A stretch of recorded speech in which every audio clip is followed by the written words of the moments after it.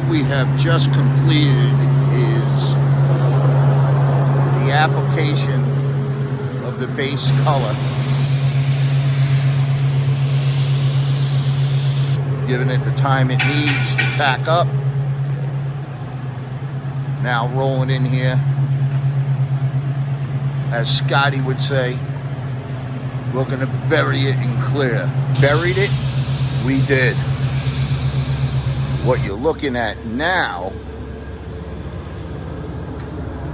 is 4 additional coats of straight clear, bringing out the Matan glass.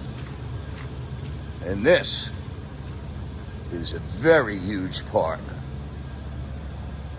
making it Matan.